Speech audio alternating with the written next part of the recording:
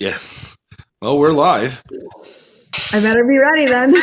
Yeah, pretty much. So we're doing something different today. We are going to have a raw, real conversation with Annie.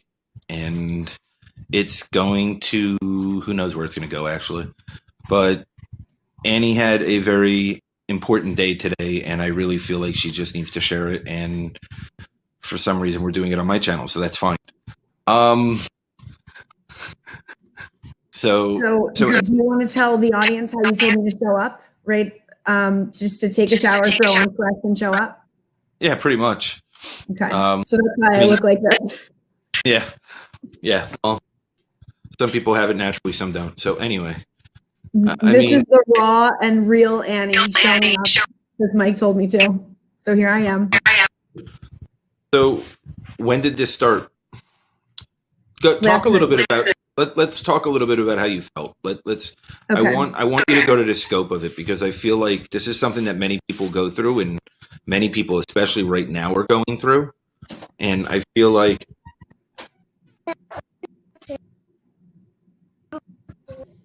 Okay.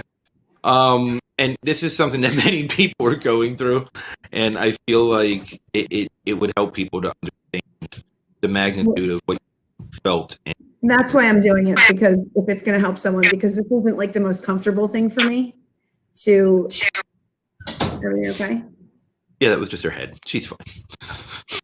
To jump online and be, I mean, not like, you know, I wear a ton of makeup or I really do that much to get ready, but like I'm not the most comfortable right now. So this is going against the grain for me. So it started last night when I was going to bed and I felt like someone was like stepping on my, like right here, like constricting my airflow.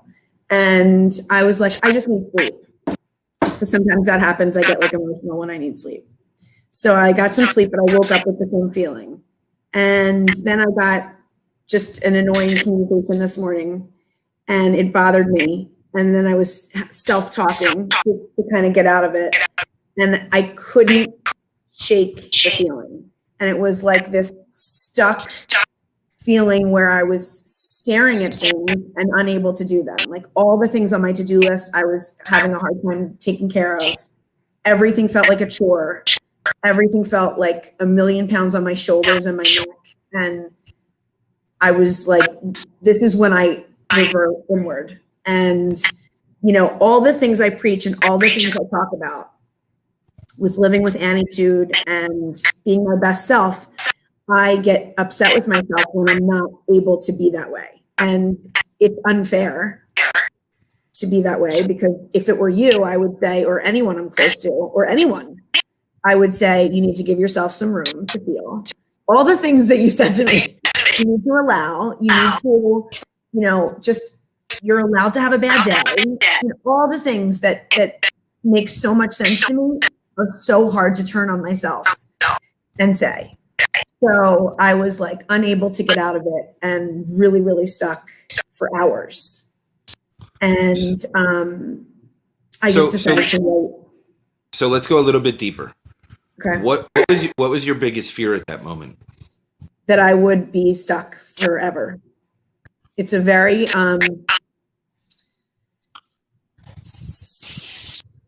what's the word I'm looking for? Not healthy way to look at things. And sometimes my brain does this, the voice in my head does this, and it tells me that it's something is always and something is never. And it was telling me you're getting closer to the darkness, which I have felt before in my past. I've had dark times. When I say dark times, I mean really dark times. So I have fears that would come back. And it was scary. So, I mean, I don't know how much you want to go into this, but I'm going to push you anyway because that's what I do. Like in the past, I mean, how dark did it get in the past? I mean, it got to the point where I was in a very, very, very dark place for quite some time. And it was a scary time because I wasn't myself. I was like watching myself in a movie. In fact, I remember seeing, I told you this before, but I could see things in black and white. I couldn't see things in color anymore. And that was like the darkest of days. And it was probably 2 sets of times in my life that happened. And,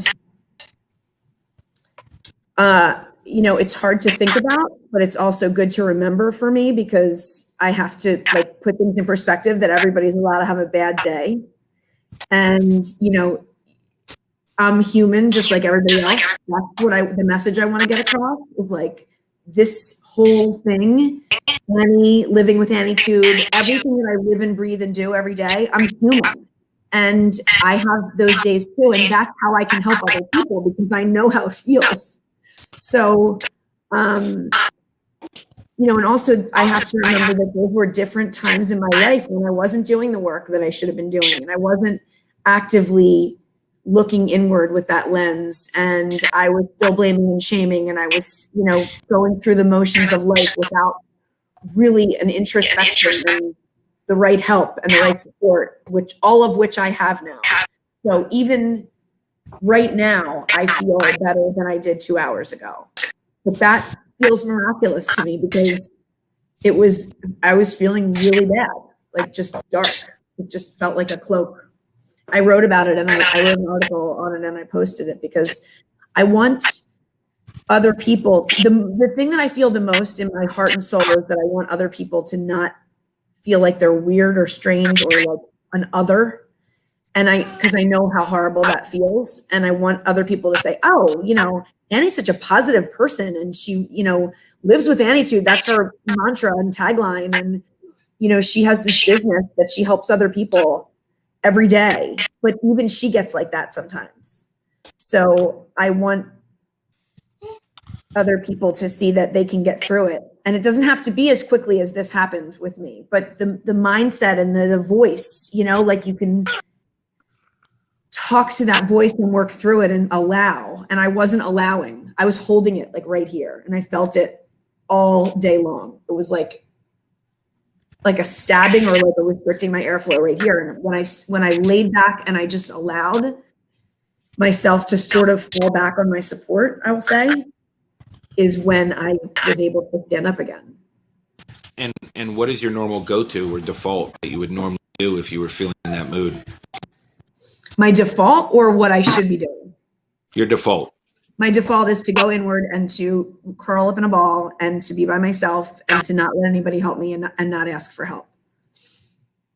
And I know this is a hard time of day for you to go live, so don't get mad at the kids if they're dinner time.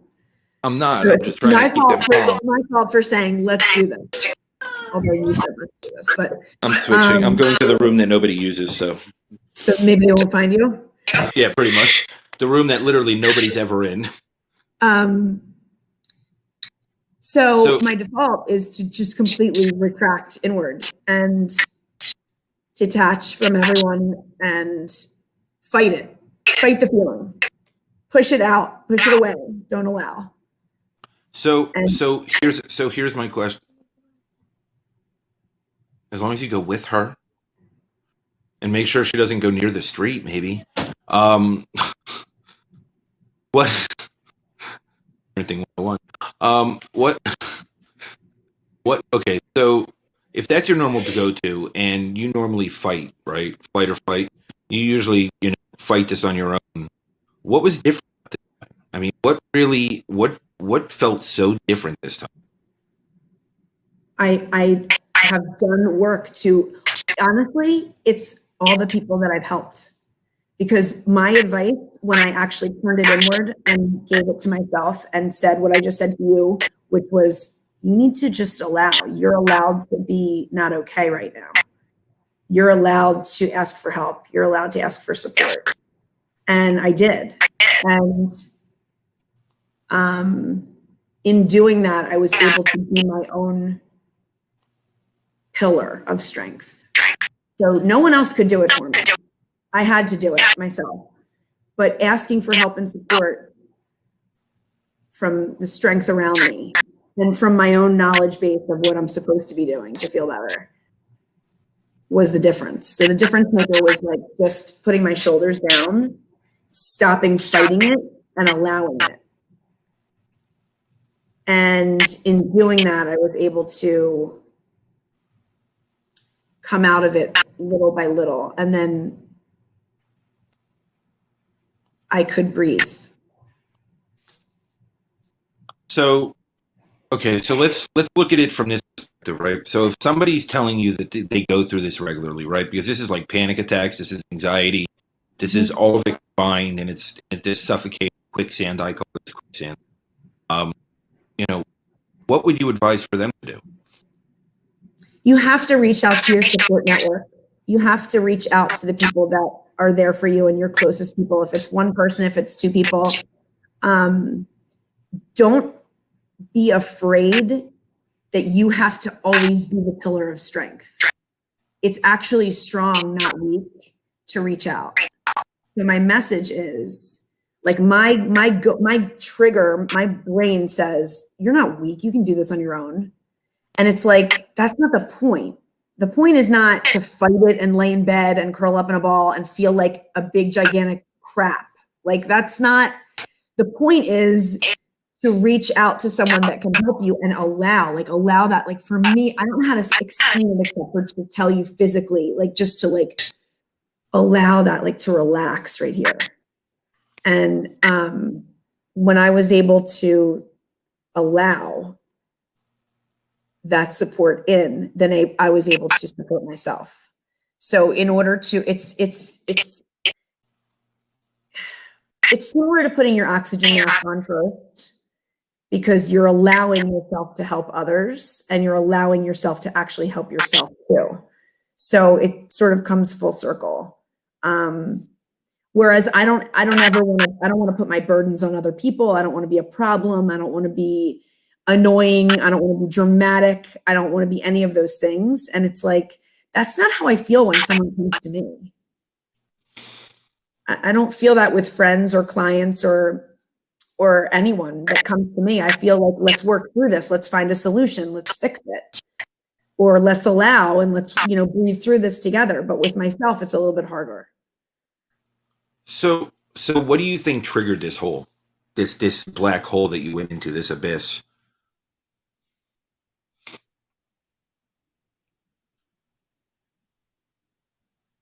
What do I think triggered it? Yeah.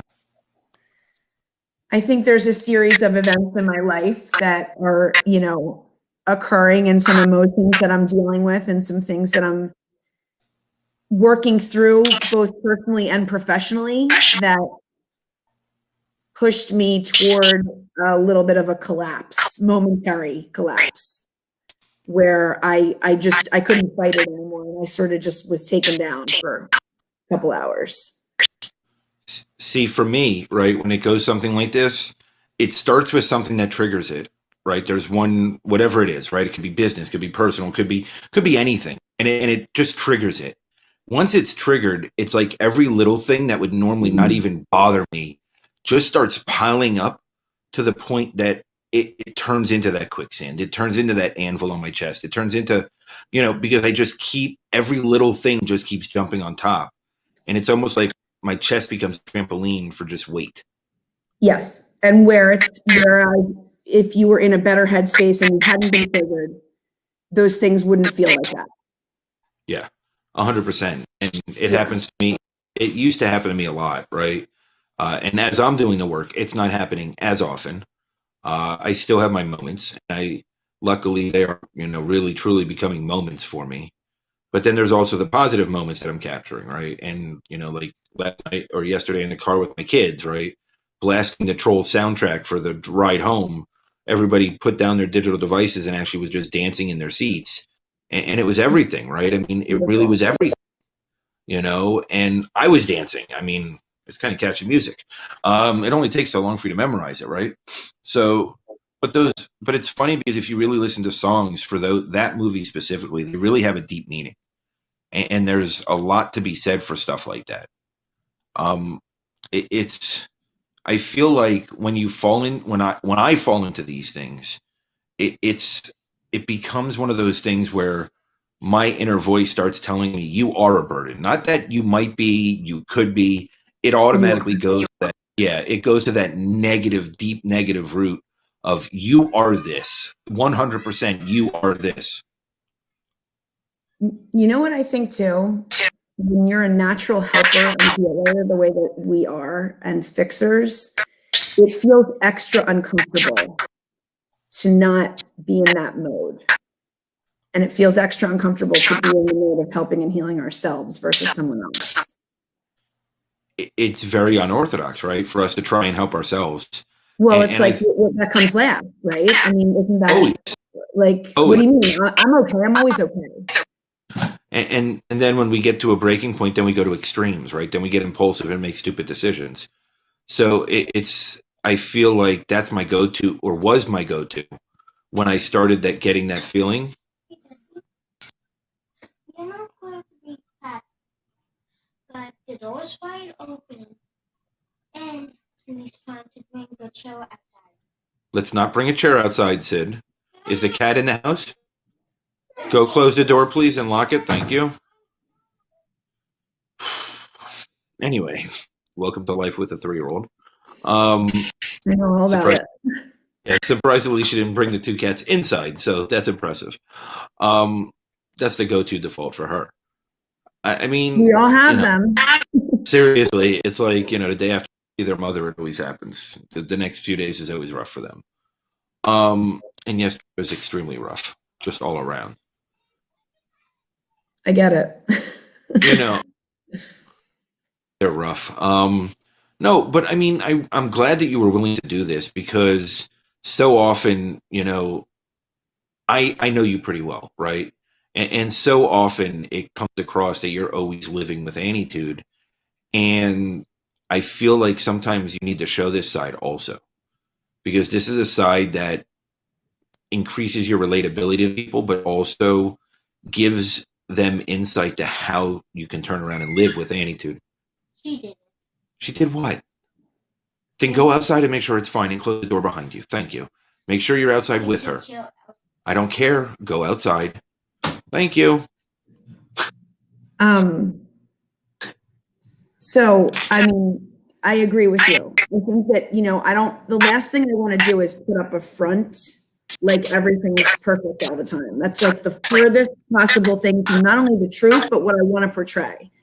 So if me throwing on a sweatshirt after a shower and getting on live with you is showing my real, true, honest self to whomever is watching, then I'm here and I'm willing, because this is how I heal and this is how I help heal others. But it's deeper than that, right? I mean, it's deeper, right? Because we all have our own insecurities and things that we were programmed to believe.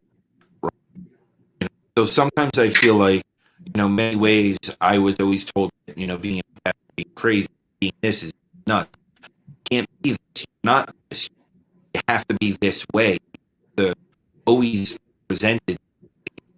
And I feel like what that does is creates a toxic. You're breaking up a little. I don't know if it's just on my end or if it's your end. I would assume it's everywhere. Because I'm in the room. I'm in the black hole of rooms. But now that that's better. That's better. Where you're standing is better.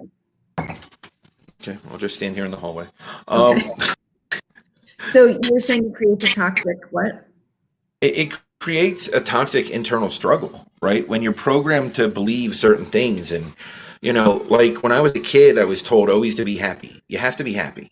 You have to be dressed right. You have to wear matching clothes. You have to, tie your shoes. You have to do all these things, because it's all about presentation, and it's all about how you're being portrayed from the outside looking in. So what are you referring to when it comes to me? I mean, I'm really not, right? A little. You want me to be? Fine. I mean, you're smiling. You're constantly smiling, and how it's you have to look your best at all times. And I'm not saying that there's anything wrong with that.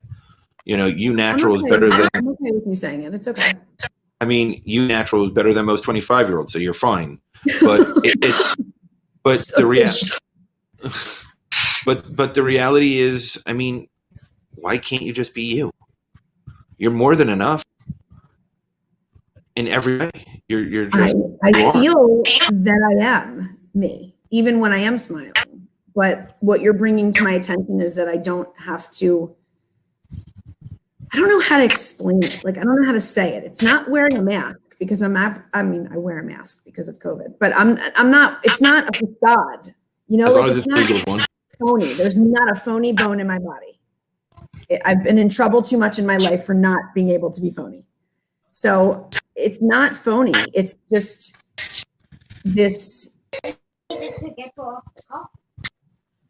presentation piece. Presentable. There's a line between being presentable and not for me.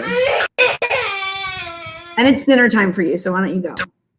It's something for her. She's tired, actually. Hey, Sid. Hey, I want you to say hi to someone. Hey, look. Hey, Hey, look. Who is it? hi, pretty girl. Really? You're not gonna. That's not even gonna do it. No, not even me. No, not even you. All right. Well, time to call Wow. it a night. No, but I want you to run with this. She's fine right now. I'm holding her. There's nothing. Who is that? Who is She it? doesn't want to see me. Who is that? Oh, there you go. And that's you, yes. What are you doing, pretty face? Okay, guys. I'm really talking about an important topic. I promise I am. Hi, Hi. Michelle. Okay, guys. Just give me a few more minutes. Put anything on TV that she wants for right now. You guys have digital devices. You could close the door. Digital devices. Who even says that? Me. I don't know You why. have digital devices. I mean, because they all have tablets, phones, kid tablets. They all have different things. So it's like a mass. So you're like, whatever digital device is available, just take it. Yeah, pretty much. Got it. Whichever one you can grab. It really doesn't matter at this point. Chromebooks, because they're school ones and have YouTube on it, which is pretty interesting. I don't know why they allowed that, but that's okay. Just like they have a whole bunch of activities, but never give the list of what you need for the activities. That's fine. That would be too easy. Yeah. So anyway, just to wrap up what we were saying, it's just for me, it's about, you know, that I don't have to be like all dressed up and fancy. It's not that. I love sweats and casual. It's just, there's an element of presentation that I like, a standard that I have, a bar that I have, and I guess that's because that's maybe an expectation that was put on me, or maybe I put it on myself. I think you were raised that way, right? And I feel like you carried that into adulthood, because it was a default almost. It you know, when you weren't working on yourself, it was a great you know, situation, right?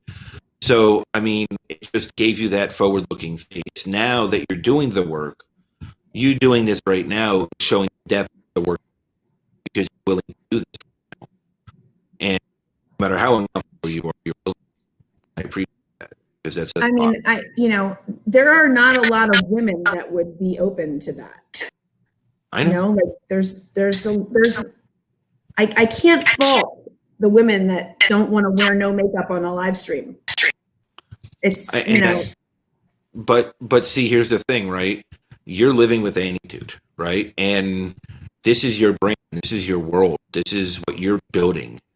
And the fact that you can do this and be comfortable doing it, willing to do it, shows the depth that you have and the growth that you've made, and how you're willing to be raw and vulnerable, authentic for the world. And the world needs to see it. So, because it will give them more relatability and comfortability and make them more comfortable. I don't know. Well, hopefully I was able to do that for someone, if not more than one person. Well, right now we have 0 viewers, so you know we're reaching the mass right now. But listen, it's not about that. With my show, I'm never about who's viewing it at that time. Like, it's going to be on YouTube for people to see. Here I am, world, right out of the shower. Enjoy. Look, it's probably not going to happen again. So, well, might. Maybe. You never know. But thank you for allowing me to come on your channel and be barefaced. Well, the masses love it. The masses have lined up for this. Listen, they do love it. It's okay. You don't know how many views you're going to get. I'm not worried about it. I'm not worried about it, actually. I'm not. I'm proud of you. I'm proud of you for doing this. That's all Thank that you. matters. Thank you for you. And I believe that this will help someone, if not a lot of people. Then we're doing okay. We are doing more than okay. Yes. So I will be on in an hour on my channel. Yes. Probably You will. learn something else. Probably yes, with David Mumford, Yes. the red glasses guy. Red glasses. Yes. Okay, so I'll see you then if you're watching. Yes. Okay. All right. Bye.